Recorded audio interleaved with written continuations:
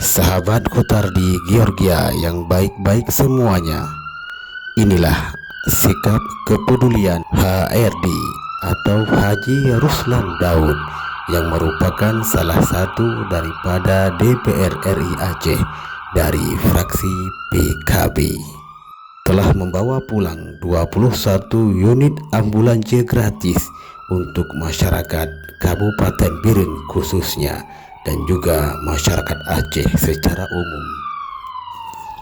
Salam sukses selalu, Hutardi Georgia.